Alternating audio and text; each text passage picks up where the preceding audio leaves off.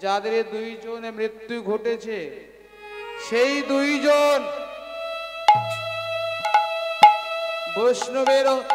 বৈষ্ণবের বদলে হরিনাম শ্রবণ করে, বৈষ্ণবের পরশে হরিনাম শ্রবণ করে বজ্রাঘাতে বজ্রপাতে মৃত্যু ঘটেছে। সেই দুইজন ব্যক্তিকে এখানে নিয়ে এসো। ধর্মরাজ বিচার করলেন। ধর্মরাজ বলছেন, ওগো তোমরা তো সারা জীবন চুরি করে ডাকাতি করে দিন কাটালে, চুরি করে ডাকাতি করে সংসার চালালেন, স্ত্রী পুত্র পরিবারকে সেবা দিলেন। তোমরা জানো তোমরা কত বড় পাপ করেছো, অন্যায় করেছো, অপরাধ করেছো, তার জন্য তোমাদের বজ্রপাতে মৃত্যু ঘটল। প্রভু আমরা তো জানি না প্রভু আমাদের কেমন ভাবে মৃত্যু হলো বা কিসের জন্য মৃত্যু ঘটলো, আমরা তো জানি না প্রভু দয়াময়। শোনো, তোমাদের বিচার আমি করতে পারবো না। যমরাজ বললেন, আমি তোমাদের বিচার করতে পারবো না। চিত্রগুপ্ত, চিত্রগুপ্ত এদের দুইজনের খাতাটি খুলে দেখুন তো, এদের জন্ম থেকে আর এই মৃত্যু পর্যন্ত কি করে গেছে? পূর্ণ করেছে না কুকর্ম করেছে, দান করেছে না ধ্যান করেছে, না চুরি করেছে, ডাকাতি করেছে, কি করেছে? তুমি ওদের খাতাটি খুলে দেখো। চিত্রগুপ্ত এক থেকে 64 বছর পর্যন্ত খুলে দেখলেন, কোন জায়গা হরিনামে বলেনি, সর্বদা শুধু চুরি করেছে, ডাকাতি করেছে, খুন করেছে, মার্ডার করেছে।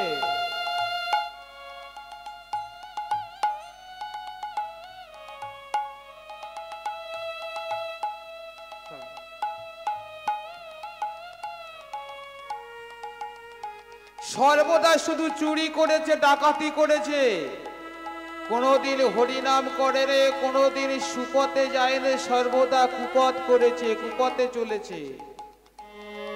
কি বলছো? জন্মানোর পরে থেকে আর এই মৃত্যু পর্যন্ত কোন জায়গায় একটু পুণ্য নেই? বললে আছে গুরুদেব, এক জায়গা আছে। বলে কোথায়? আছে এক জায়গা ধর্মরাজ, আছে এক জায়গায়। বলে কোথায়? বললে আজ এই 64 বছরের এই যে মৃত্যু আর ওই যে 62 বছরের দিনেই মৃত্যু, এই দুজনে হরি বলে বলেছে। হরি বলে বলেছে 64 বছর ধরে হরি বলে বলেন, একবার বলেছে। 62 বছরের বয়স পর্যন্ত হরি বল বলেন, একবার বলেছে। বললে হ্যাঁ। চিত্রগুপ্ত বলে উঠলেন, হ্যাঁ একবারে বলেছে। তাহলে একবারে হরিনামে বলার পরে ওদের মৃত্যু ঘটল ধর্মরাজ? হ্যাঁ চিত্রগুপ্ত। শোনো ধর্মরাজ,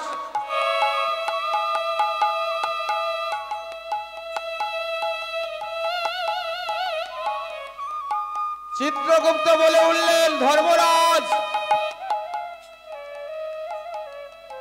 এনারা একবারে হরিনামে বলেছে, সেই হরিনামের বলার সাথে সাথে বজ্রপাতে মৃত্যু ঘটেছে। আপনি বিচারপতি, আপনি বিচার করুন। ধর্মরাজ বললেন, চিত্রগুপ্ত আমার দ্বারা বিচার হবে না, কারণ একবার হরিনামে বলেছে, তা আবার সাধারণ মানুষের সাথে বলেনি, পরম বৈষ্ণবের সাথে বলেছে, পরম বৈষ্ণবের পরশে বলেছে। আমার মতো ধর্মরাজের দ্বারাই অসম্ভব। বললেন, প্রভু আপনি জন্ম মৃত্যু বিচারক, আপনি পারবেন না? জীবের পাপ পুণ্যের বিচারক আপনি পারবেন না? বললেন না, হরি বলে বলেছে মৃত্যুর আগে, তা আবার পরম বৈষ্ণবের সাথে, আমার দ্বারা বিচার হবে না। বলে তাহলে কোথায় বিচার পাবো? চিত্রগুপ্ত বলছে, প্রভু তাহলে কোথায় বিচার পাবো? চলো আমার সাথে। চিত্রগুপ্ত ওদের দুজনকে সঙ্গে নিয়ে কোথায় চলেছে?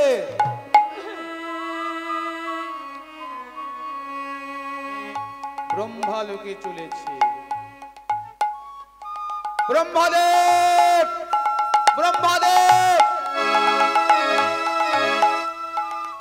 ব্রহ্মদেব দেখলেন যে দুইজনে কারা, চিত্রগুপ্ত আর ধর্মরাজে পিছনে পিছনে দুইজনে কারা হাঁটতে হাঁটতে আসছে। ব্রহ্মদেবে ভাবলেন এত মনুষ্যজন, এরা মৃত্যুর পরে কেমন করে জমালয়ে জীবন্ত মানুষ হয়ে ঘুরছে, এ কি ব্যাপার, চুপটি করে আছে। এমন সময় এলেন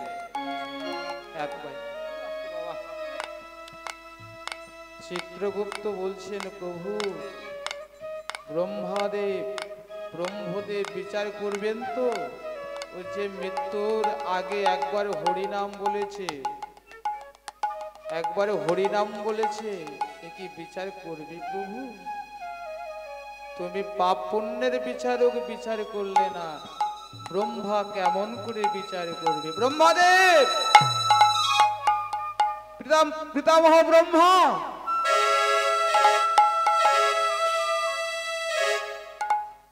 প্রভু বলো কি হয়েছে, বলো বলুন। আমি যে এই দুইজন ব্যক্তিকে, আমি যে পাপ পুণ্যের বিচারক, আমি বিচার করতে পারছি না, আপনার কাছে এসেছি, আপনি বিচার করুন ব্রহ্মদেব। ব্রহ্মা বললেন বিষয়টাই আমায় খুলে বলুন। শুনুন, এই দুইজন ব্যক্তি এক বৈষ্ণবের পরশে হরিবোল হরিবোল বলে তাকে মৃত্যু ঘটেছে, আমি বিচার করতে পারিনি, আপনি এদের বিচার করুন। ব্রহ্মাদেব, ব্রহ্ম সৃষ্টিকর্তা ব্রহ্মা বললেন আমার দ্বারা অসম্ভব। কোথায় যাব? চলে যাও কৈলাসে।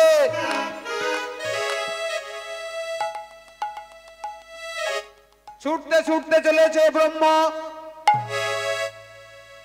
ধর্মরাজ, চিত্রগুপ্ত, সেই দুইজন ব্যক্তি কোথায় চলেছে? কৈলাসে।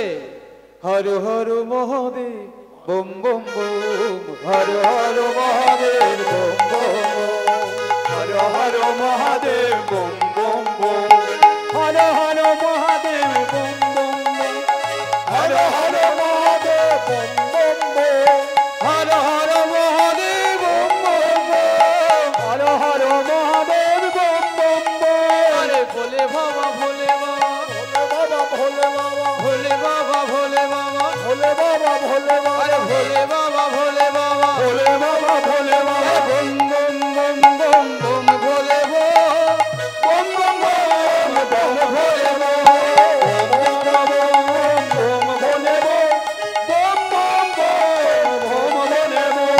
জয় জয় মহাদেবের জয়,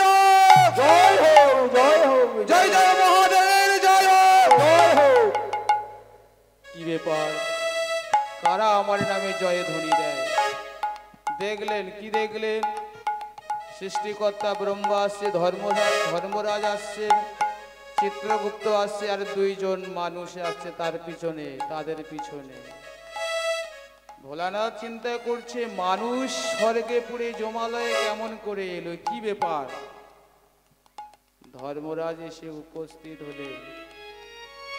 ভোলানাথ, হে দেওয়ারি দেবী মহাদেব, এখন এই দুইজন ব্যক্তি, এরা এক বৈষ্ণবের পরশে, বৈষ্ণবের বদনে হরিনাম বলেছে, আর হরিনামে বলার সাথে সাথে তাদের মৃত্যু ঘটেছে, তা আবার বজ্রপাতে। তাহলে আমি বিচার করতে পারিনি, ব্রহ্মাদেবও বিচার করতে পারেনি, আপনার কাছে এসেছি, আপনি বিচার করুন, আপনি বিচার করুন। ভোলানাথ বললেন দেখো, আমার দ্বারা অসম্ভব, চলে যাও বৈকুণ্ঠে, যে বৈকুণ্ঠে যেখানে লক্ষ্মী নারায়ণ আছে অনাদি আদি গোবিন্দ পতিতি পাবন দয়াল হরি দিনের সাগর পরম ব্রহ্ম সনাতন ও গো দয়াময়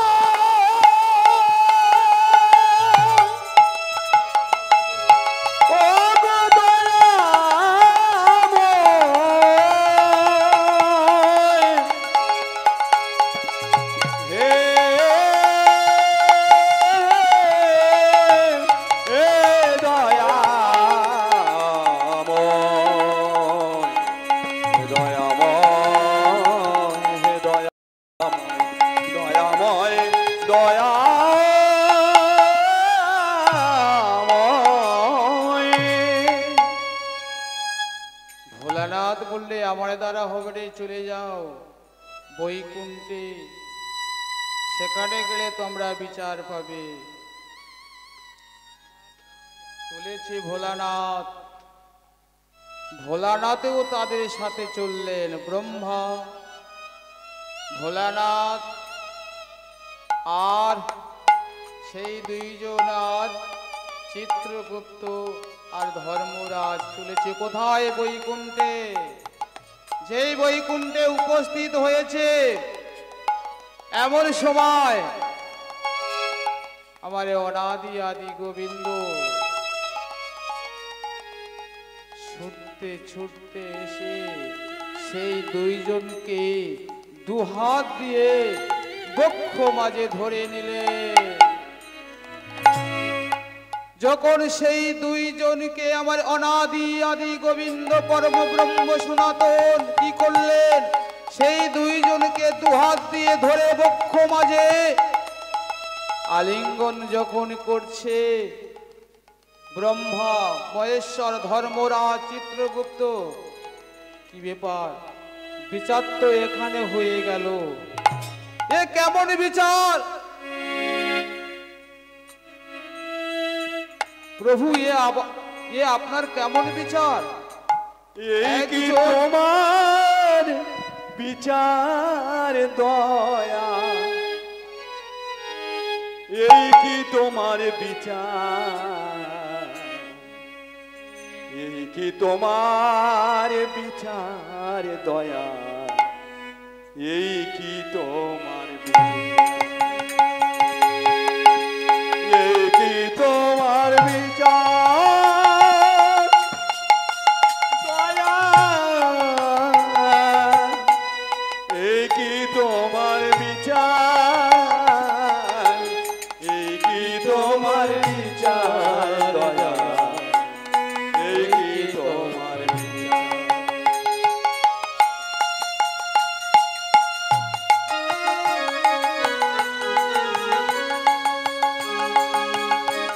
তুমি কারে হাসাও কারে কাঁদাও, কারে করো ভিখারি, কারে হাসাও কারে কাঁদাও, কারো করো ভিখারি, তোমার হিসাবে কার গড়া তোমার কারিগরি, তুমি কারে হাসাও কারে কাঁদাও, কারে হাসাও কারে, কারে করো ভিখারি, এই কি তোমার এই কি তোমার দয়াময় ও গো দয়া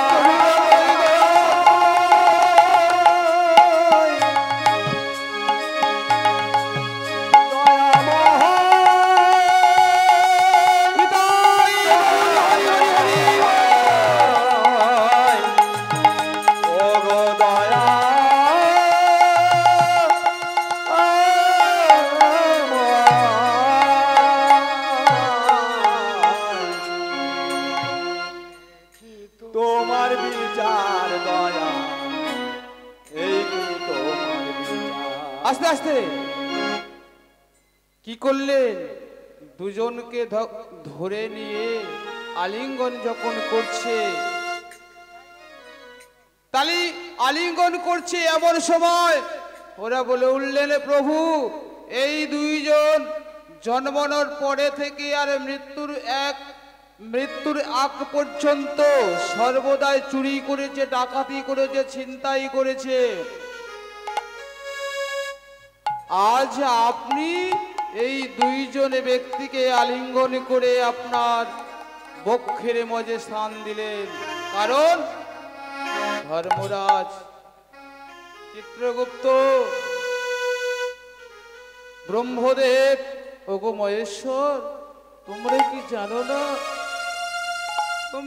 জানো না, মৃত্যুর আগে যে যত পাপ করুক না কেন, যদি সেই জনে মৃত্যুর আগে একবারে আমার নাম করে, বদনে ভরে একবারে আমার হরিনাম, আমার কৃষ্ণ নাম বলে, আমি তাকে আমার ওই বৈকুণ্ঠে স্থান দিই। ওগো দয়াময়,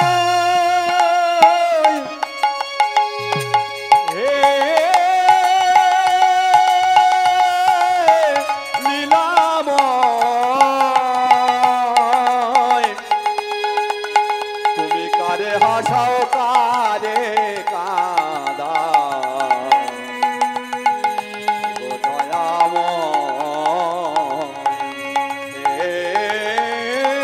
ভাব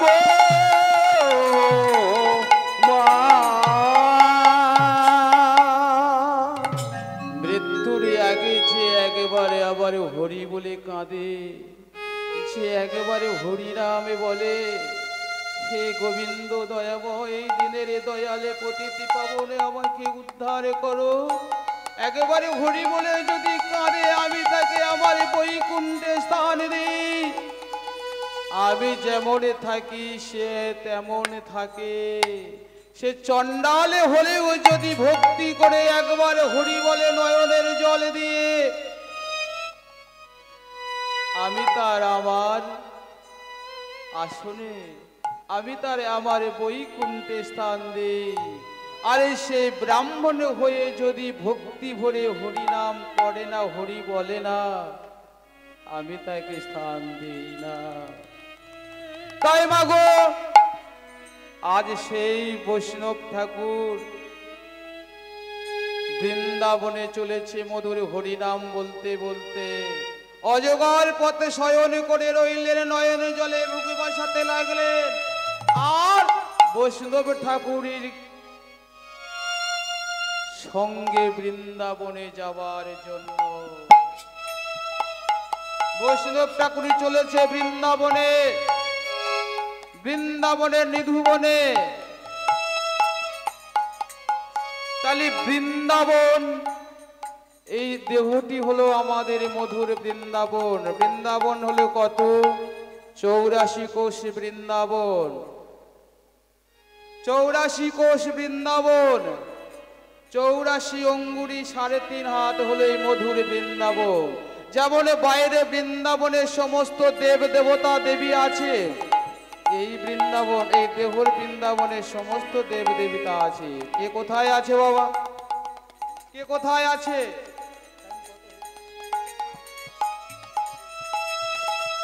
এই বৃন্দাবনের মধ্যে কে কেমন আছে? এই তত্ত্ব কথা, এই দেহ কথা কে কারে শোনালো? একদিন নারদ মুনি চিন্তা করলেন, একদিন নারদ মুনি চিন্তা করলেন, ভোলানাথ সর্বদা শ্মশানে বসে বসে ধ্যান করে, আর মা দুর্গা, মা পার্বতী কৈলাসে থাকেন। তাই ভোলানাথ মনে মনে চিন্তা করলো, আমি সর্বদা ধ্যান করি, শ্মশানে মশানে পড়ে থাকি, আমার ঘরের গৃহিণী আমার উপরে রাগান্বিত অবস্থায় থাকে। এই কথাটি শুনতে পেলেন, বুঝতে পারলো কি নারদ মুনি। নারদ মুনি ছুটতে ছুটতে চলেছে কোথায়? কৈলাসে, কৈলাসের সামনে দিয়ে, শ্মশানের পথ দিয়ে কৈলাসের দিকে চলেছে। যেতে যেতে এমন সময় ভোলানাথ তাকে শ্মশানে বসে বসে ধ্যান করছে।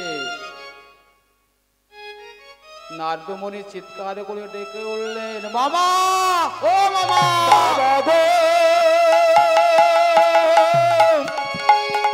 ও গো মামা,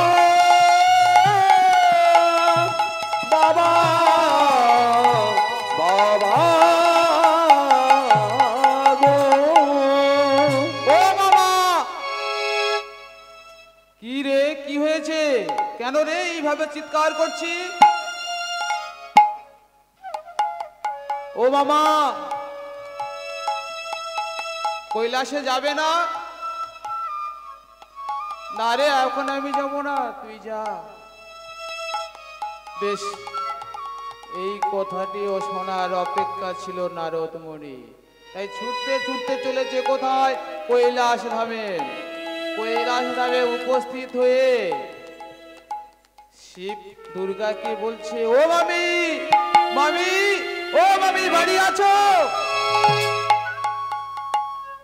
মামি বলে, কে রে, কে এসেছি?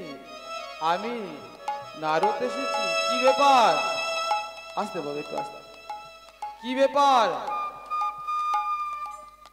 নারদ বলছে, মামি, আমি একটা কথা বলবো, তুমি ঠিকঠাক বলবে তো? বলে, হ্যাঁ রে, কি বলবি? এমন কি কথা বলবি যে আমার ঠিকঠাক বলতেই হবে? ও মামি, তোমরা তো কিছুদিন হয়েছে, বিয়ে হয়েছে, তোমাদের বিবাহ হয়েছে। আমি একটা কথা বলি, যেন রাগ টাগ করো না, আমি যেটা বলবো সেটা ঠিক বলো। বলে, বলতো, কি বলবি? বলছে, আচ্ছা মামা তোমার সাথে গল্প করে?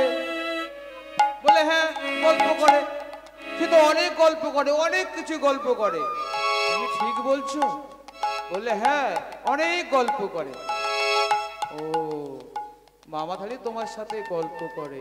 আর একটা কথা বলবো? বলে, কি?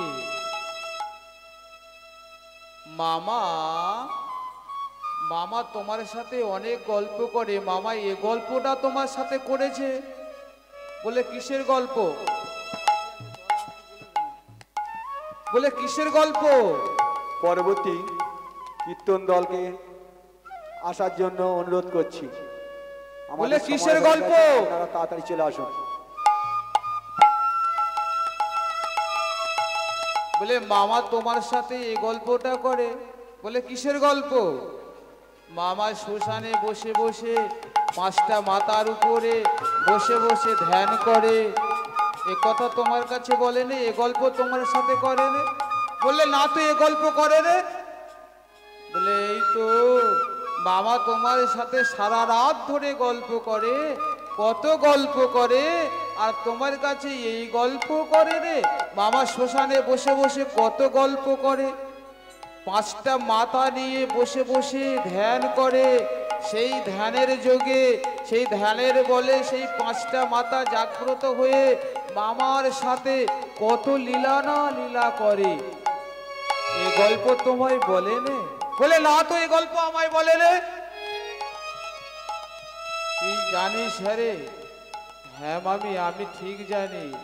ঠিক আছে, তুই যা, আমি চিন্তা ভাবনা করছি, আমি জানছি, তুই যা। এমন সময় নারদ ওই মামা শ্মশানে ধ্যান করছে সেই পথ দিয়ে চলেছে। শ্মশানে উপস্থিত হয়ে মামাকে ডাকছে, ও মামা, মামা। ভোলানাথ বলতে, আরে কি হয়েছে? মামি এক্ষুনি বাড়ি যেতে বলেছে, তাড়াতাড়ি যাও, মামির খুব শরীর খারাপ।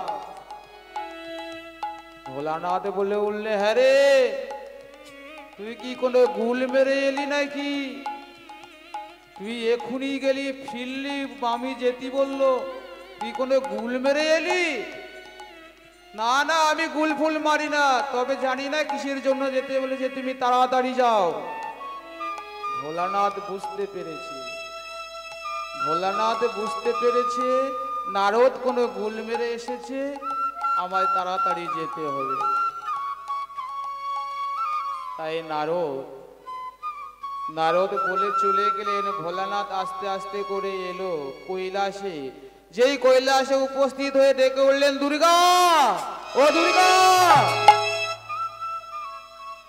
দুর্গা তো রেগে একেবারে অগ্নিসম, একেবারে অগ্নিসম। কি হয়েছে? আহারে গো, তুমি এমন করে আসছো কেন? কি হয়েছে? রাখবো না, আগে বলো।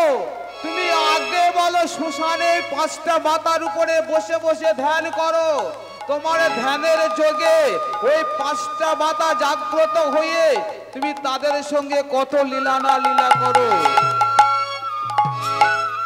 ওরা কারা, ওরা কারা আমায় বলো। ভোলানাথ বললে জানো দুর্গা,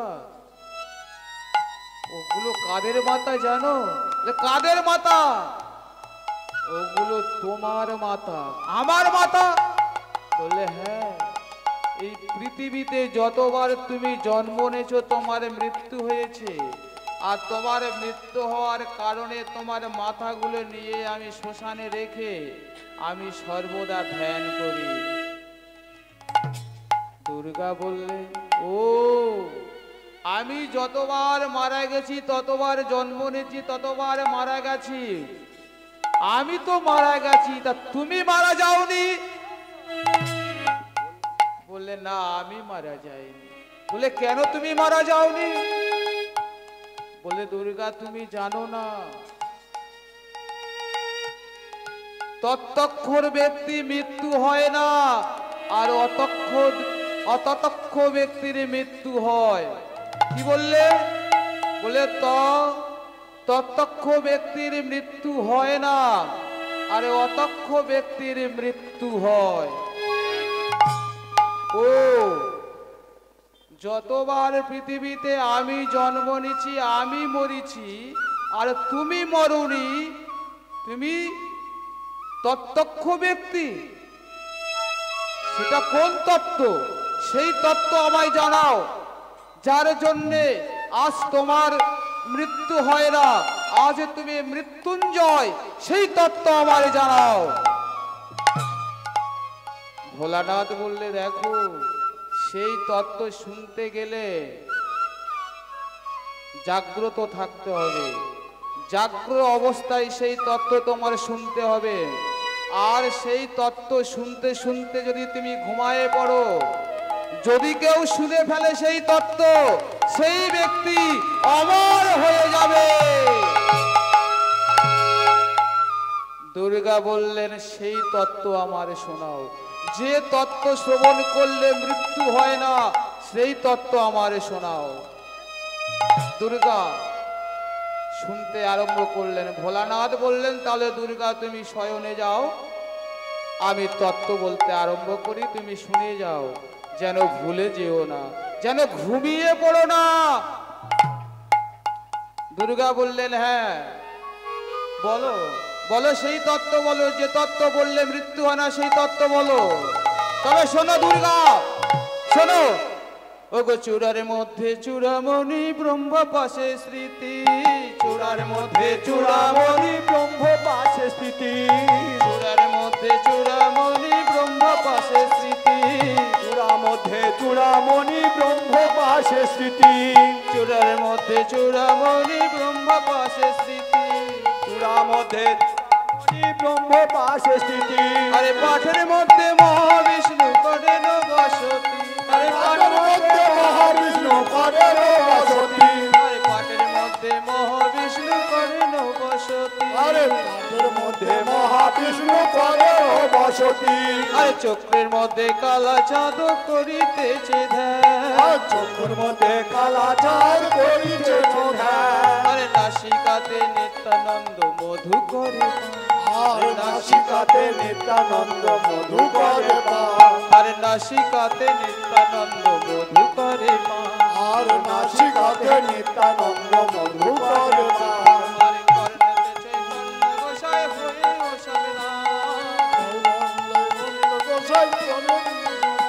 আর কর্ণেতে চৈতন্য গোসাই হয়ে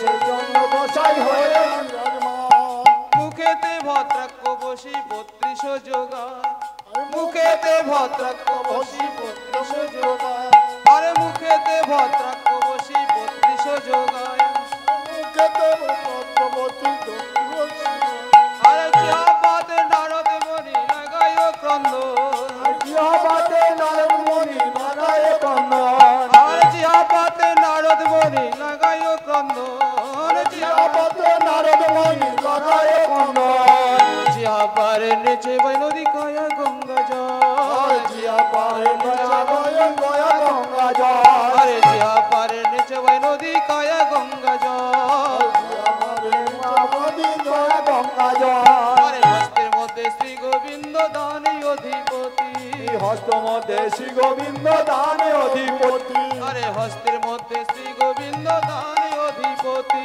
হস্ত মধ্যে শ্রী গোবিন্দ দানে অধিপতি আরে হস্তের মধ্যে শ্রী গোবিন্দ দানি অধিপতি হস্ত মধ্যে শ্রী গোবিন্দ দানে অধিপতি আরে সপ্তদ্বীপে জগন্নাথ করেন বসতি আর সপ্তদ্বীপে জগন্নাথ করেন বসতি আরে সপ্তদ্বীপে জগন্নাথ করেন বসতি আর সপ্তদ্বীপে জগন্নাথ করেন বসতি আরে আলজিবাতে সরস্বতী বামেতে শ্রীরাম আর আলিবাতে সরস্বতী বামে শ্রীরাম আরে আলজিবাতে সরস্বতী বামেতে শ্রীরাম আর আলিবাতে সরস্বতী বামে শ্রীরাম আরে আলজিবাতে সরস্বতী বামেতে শ্রীরাম আর আলিবাতে সরস্বতী বামে শ্রীরাম আরে কণ্ঠে দেশে শ্রী কানাই বাহুতে বলরাম আর খণ্ডবেশে শ্রী কানাই বাহু মায়রা আরে কণ্ঠে দেশে শ্রী কানাই বাহুতে বলরাম আর খণ্ডদেশে শ্রী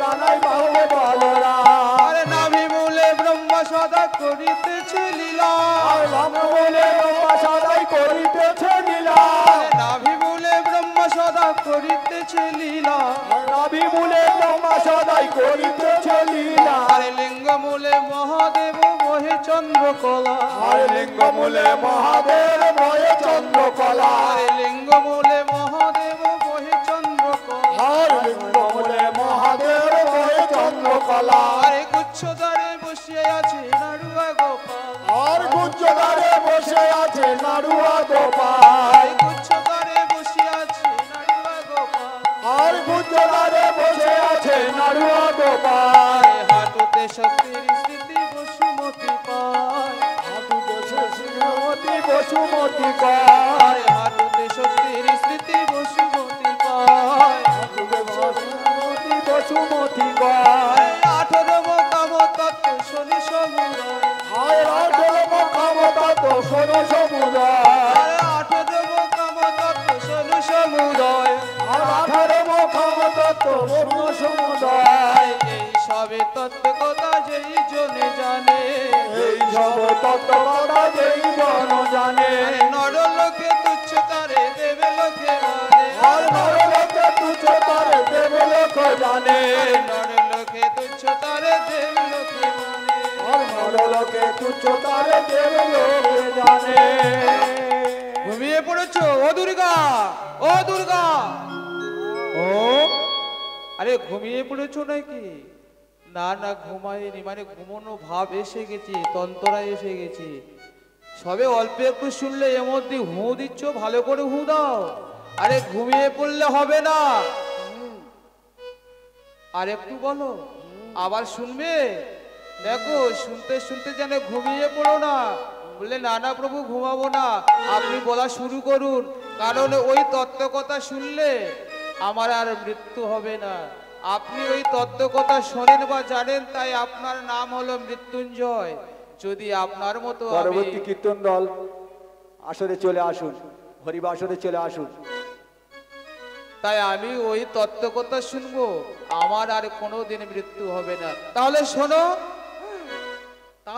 তাহলে শোনো বলো প্রভু বলো আরে লোলা থেকে সব যথা করে বসতি লোলা থেকে সব রাতা করেন বসতি লোলা থেকে সব যথা করে বসতি এ ললাটে দেখে সব রাতা করেন বসতি আরে বামেতে লক্ষ্মী দেবী দক্ষিণে সরস্বতী আরে বামেতে লক্ষ্মী দেবী দক্ষিণ সরস্বতী আরে বামেতে লক্ষ্মী দেবী দক্ষিণে সরস্বতী বামেতে লক্ষ্মী দেবী দক্ষিণ সরস্বতী আরে কণ্ঠে জেগে শ্রী গোবিন্দ যথায়ঙ্কার আরে শ্রী গোবিন্দ যথায় অন্তর আরে কণ্ঠে জেগে শ্রী গোবিন্দ যথায়ঙ্কার কণ্ঠদেবে শ্রী গোবিন্দ যথায় বসতি করে বাসি বুকে হাসি যুগল সে হরু করে বাসি বুকে হাসি আরে চতুর্ভুজ মধুবিন্দু বক্ষস্থলে স্থিতি চতুর্ভুজ মধুবিন্দ বক্ষস্থলে স্মৃতি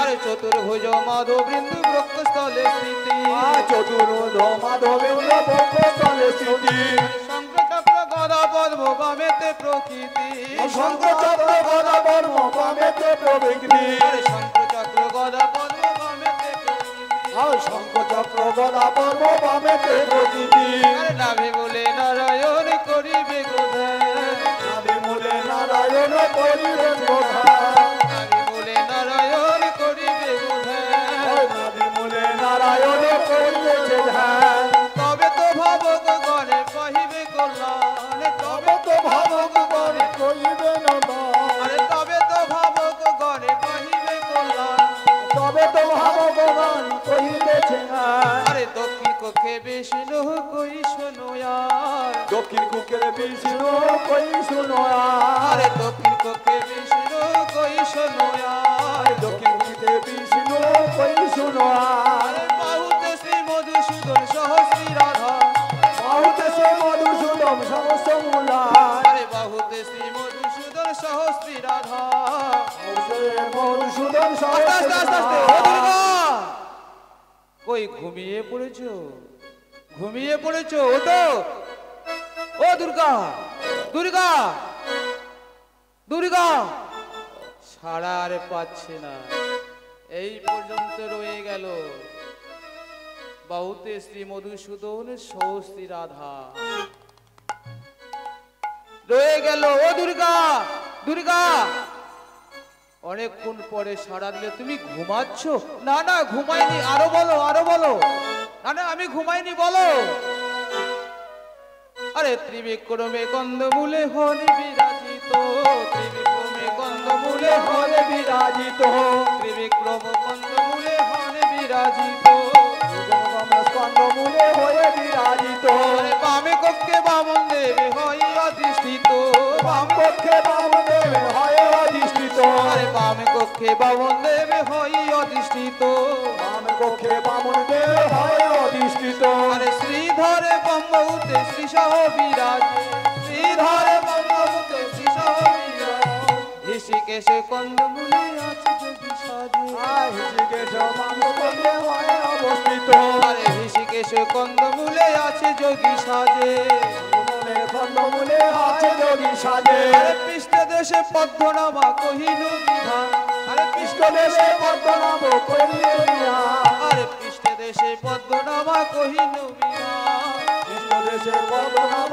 করিয়ে দিয়া আরে কোঠি দেশে দামাদর সোনমতিমান কোটি দেশে দামোদর সোনার ও দুর্গা দুর্গা হ্যাঁ প্রভু আমি জেগে আছি বলো প্রভু বলো আর আছে বাকি যে তত্ত্ব শুনলে আমার মৃত্যু হবে না আরো বাকি আছে বলে হ্যাঁ বাকি আছে এবার যেন ঘুমাও না বলে না না প্রভু ঘুমাবো না কি বলছো ঘুমাবে না আরে মুখরে দ্বারে শ্রী রাধিকা সদা স্মৃতির আরে মুখরে দ্বারে শ্রী রাধিকা সদা স্মৃতি হয় আরে মুখরে দ্বারে শ্রী রাধিকা মুখদারে শ্রী রাধিকা সমান হতে হয় আরে ব্রহ্মারণ্যে গোলক ধামে হয় নিরূপণ বাগানে গরদাম হয়ে নিরূপায় আরে ব্রহ্মারণ্যে গোলক ধামে হয় নিরূপণ গরদাম হয়ে নিরূপায় আরে কর্ণদয়ে গোকুল ধামে সদাই অবস্থিত কর্ণদয়ে গোকুল ধামে সদাই অবস্থিত আরে কর্ণদয়ে গোকুল ধামে সদাই অবস্থিত সদাই অবতীর্ণ ও দুর্গা দুর্গা ও দুর্গা আর কোনো সাড়া নেই বাদ পড়ে গেল কি হলো ও দুর্গা ওঠো কই তত্ত্ব কথা শুনেছো তত্ত্ব কথা শুনেছো ওঠো আর কোনো সাড়া নাই ঘুমিয়ে পড়েছে তত্ত্ব কথা শুনতে শুনতে ঘুমিয়ে পড়েছে যেই ঘুমায়ে পড়েছে এমন সময় ভোলানাথ চিন্তা করছে কি ব্যাপার দুর্গা তো তত্ত্ব কথা শুনতে শুনতে ঘুমিয়ে পড়েছে তাহলে কি হবে আমার এই তত্ত্ব কথা কে স্মরণ করলো কে শ্রবণ করলো আমার এই তত্ত্ব কথা যে শ্রবণ করবে যে শুনবে তার তো আর কোনোদিনে মৃত্যু হবে না এমন সময় কি করলেন বাইর হয়ে দেখছে একটা ছোট্ট পাখি মাছির মতো সেই তত্ত্ব কথাটা শ্রবণ করল। সেই ছোট্ট মাছরি কোথায় থেকে এলো, মাছির মতো পাখি কোথায় থেকে এলো? ওখানে একটা বেল বৃক্ষ ছিল, সেই গাছের তলায়, সেই গাছের ডালে একটা শুক পাখি ছিল। সেই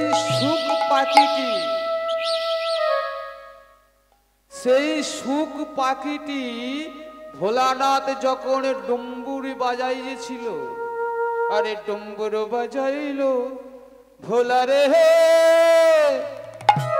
ও ভোলা ডুম্বুর বাজাইলো ভোলা, ভোলা রে ভোলা বাজাইলো রে, ভোলা বাজাইলো রে, ডুম্বুর বাজাইলো ভোলা, ওরে ভোলা, ডুম্বুর বাজাইলো ভোলা, ভোলা ভোলা বাজাইলো রে, ভোলা বাজাইলো ডুম্বুর বাজাইলো, ভোলা বাজাইলো রে, ভোলা বাজাইলো রে, বাজাইলো রে, ভোলা বাজাইলো রে, ভোলা বাজাইলো রে, ভোলা বাজাইলো রে, বাজাইলো রে, ভোলা বাজাইলো রে। কি হলো? ভোলা ডুম্বুর যখন বাজাইলো তখন সেই শুক পাখিটা, মেয়ে শুক পাখি ছিল, গর্ভ অবস্থায় ছিল, সেই ডুম্বুর যখন বাজাইলো সঙ্গে সঙ্গে তার প্রসাব হলো। সেই ডিম পেট থেকে মাটিতে পড়ে বাষ্ট হয়ে ছোট্ট একটা ছানা হলো মাছির মতো। সেই ছানাটি, সেই বাচ্চাটি ওই শিবনাথের তত্ত্বকথা, ওই ভোলানাথের তত্ত্বকথা শ্রবণ করলেন। যখন শ্রবণ করলেন জানতে পারলো ভোলানাথ কি করলেন, ত্রিশূল নিয়ে তার পেছনে ছুটতে ছুটতে চলেছে। কে তুমি? দাঁড়াও, আমার তত্ত্বকথা শ্রবণ করলে কে? দাঁড়াও।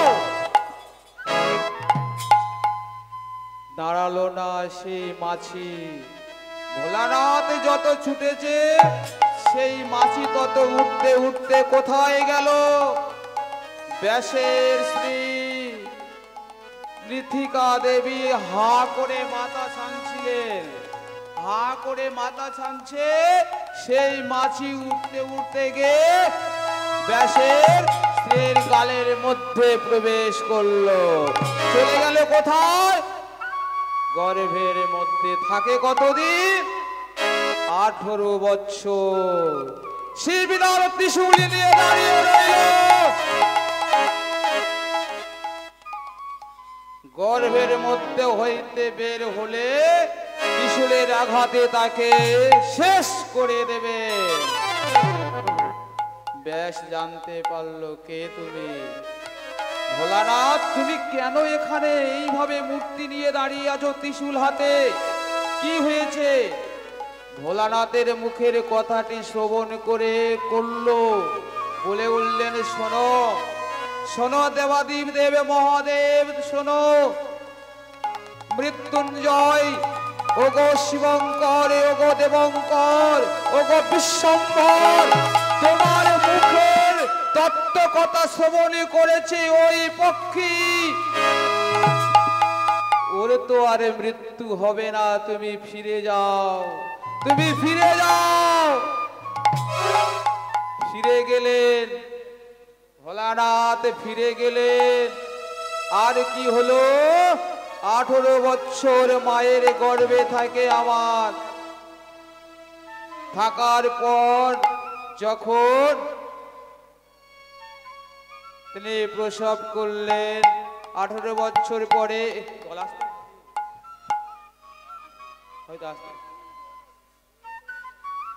কি করলেন? সেই দিন হইতে 18 বছর মায়ের গর্ভে থাকার পর যখন তিনি ধরাত্রীর মাঝে যে মর্ত্যধামে এলেন সেই মুহূর্তে ভাগবতে কোন পরীক্ষিত মহারাজ তিনি ভাগবত সেবা করলেন, ভাগবত পাঠ করলেন। ভক্ত আর ভাগবতে আর ভক্ত মিলন হলো, ভক্ত আর ভগবানের মিলন হইল, ভক্ত আর ভগবানের মিলন হইল, আরে ভক্ত আর ভগবানের মিলন হইল, আর ভগবানের মিলন হইল। আরে হরি হরি হরি বলো গৌরী ভক্ত বৃন্দ